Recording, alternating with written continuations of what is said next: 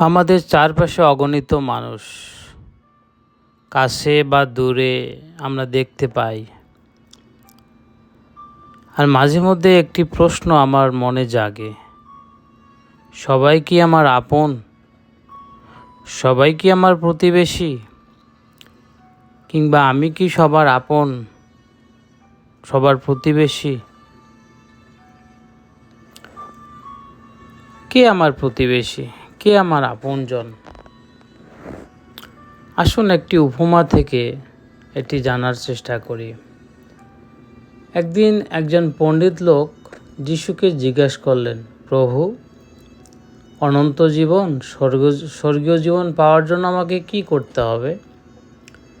আর যিশু বললেন, তোমার সমস্ত মন, সমস্ত প্রাণ ও শক্তি দিয়ে ঈশ্বর প্রভুকে ভালোবাসো, আর তোমার প্রতিবেশীকে নিজের মতো প্রেম করো। এই কথা শুনে লোকটি জিজ্ঞাসা করল, তাহলে কে আমার প্রতিবেশী? আর যিশু তখন লোকটির অন্তরের কথা বুঝতে পেরে তাকে একটি গল্প বললেন। একজন লোক জিরিও থেকে তার গ্রামে যাচ্ছিল, আর যাওয়ার পথে দস্যুদের কবলে পড়ল। দস্যুরা তাকে মেরে তার সমস্ত কিছু নিয়ে তাকে আধমরা করে ফেলে দিয়ে চলে গেল। আর তখন সেই পথ দিয়ে একজন ধর্মীয় লোক, যাজক গেলেন। তারপরে একজন লেবীয় গেল, আর কিন্তু তারা সবাই লোকটার পাশ কেটে চলে গেলেন। পরে সেই পথে একজন সমরীয়, যিনি সমাজের নিচু স্তরের লোক, আসলেন। তিনি ওই লোকটিকে দেখে তার অন্তরে দয়া হলো। তিনি তার গাধায় তাকে তুলে নিয়ে কাছের একটি চিকিৎসালয়ে গেলেন। চিকিৎসা করার জন্য ওই কিছু টাকা দিয়ে বললেন, এর চিকিৎসা করো, যদি এর চেয়ে বেশি কিছু খরচ হয় ফিরে এসে আমি আবার দেব।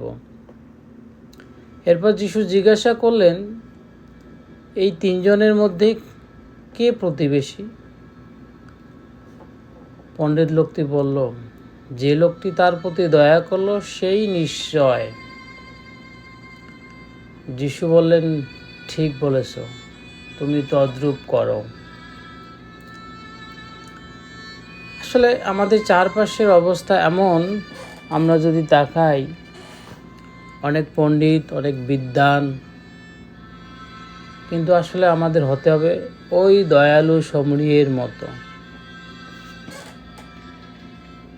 আমি পণ্ডিত হতে পারি, বিদ্বান হতে পারি, আমার অনেক বড় ডিগ্রি হতে পারে, কিন্তু আমার মধ্যে যদি দয়া এবং ভালোবাসা না থাকে, তবে আমি প্রকৃত পক্ষে আপনজন, প্রতিবেশী হতে পারি না।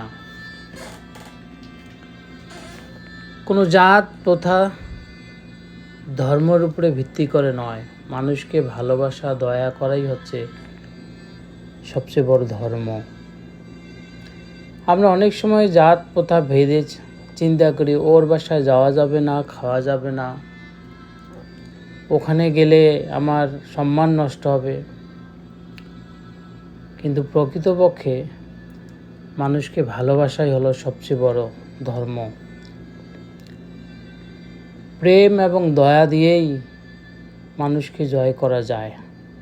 প্রেম এবং দয়াই সমস্ত জাত, প্রথা, ধর্মের উপরে সমস্ত বন্ধন ছিন্ন করতে পারে। কাজে আসুন আমরা প্রকৃত প্রতিবেশী হই।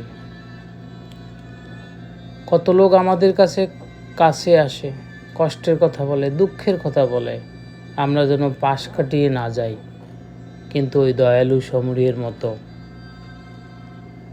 সাহায্য করি, হেল্প করি।